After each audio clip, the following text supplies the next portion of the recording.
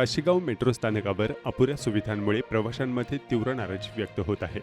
याच पार्श्वभूमीवर आज परिवहन मंत्री प्रताप सरनाईक यांनी काशीगाव मेट्रो स्थानकाला भेट देत पाहणी केली आणि पार्किंगची समस्या सोडवण्यासाठी आमदार नरेंद्र मेहता यांच्या मालकीची असलेली जागा विकत घेण्याची मागणी केली।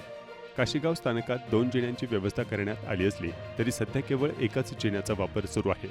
पूजा पार्ककडे जाणाऱ्या दुसऱ्या जिन्याचे काम अद्याप अपूर्ण असल्याने प्रवाशांना पर्यायी मार्ग उपलब्ध नाही। यामुळे गर्दी वाढून प्रवाशांना मोठ्या गैरसोयीला सामोरे जावे लागत आहे। प्रवासी संख्येच्या तुलनेत सध्याची व्यवस्था अत्यंत अपुरी ठरत असून भविष्यात गर्दी आणखी वाढल्यास परिस्थिती बिकट होण्याची शक्यता व्यक्त केली जात आहे। त्यामुळे दुसरा जिना तातडीने सुरू करून पर्यायी मार्ग खुला करण्याची मागणी नागरिकांमधून सातत्याने केली जात आहे। नागरिकांच्या वारंवार तक्रारींची दखल घेत महाराष्ट्र राज्याचे परिवहन मंत्री प्रताप सरनाईक यांनी आज काशीगाव मेट्रो स्थानकाची पाहणी केली। यावेळी त्यांनी संबंधित MMRDAच्या अधिकाऱ्यांना काम तातडीने पूर्ण करून दुसरा जिना लवकरात लवकर सुरू करण्याच्या सूचना दिल्या। दरम्यान स्थानकावर पार्किंगची सुविधा नसल्यामुळे पहिल्याच दिवशी अनेक नागरिकांच्या वाहनांवर वाहतूक विभागाकडून दंडात्मक कारवाई करण्यात आली होती। या समस्येवरही तातडीने तोडगा काढून योग्य पार्किंग व्यवस्था उभी करण्याचे निर्देश मंत्र्यांनी दिले।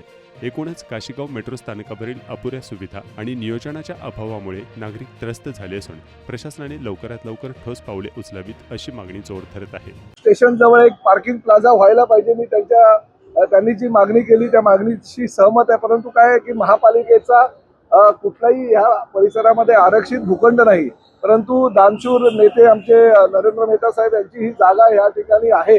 त्यांनी जर त्या ठिकाणी पार्किंग प्लाझासाठी जागा उपलब्ध करून दिली तर मी महापालिका आयुक्तांना सांगेल की जास्तीत जास्त दर आणि सत्ता त्यांचीच आहे, त्यामुळे ते कुठलाही दर निश्चित करून ती जागा MMRDAच्या ताब्यात देऊ शकतात, जेणेकरून इकडे 1,500 ते 2,000 गाड्यांचा पार्किंग प्लाझा होईल आणि मीरा भाईंदरच्या जनतेला त्याचा फायदा होईल।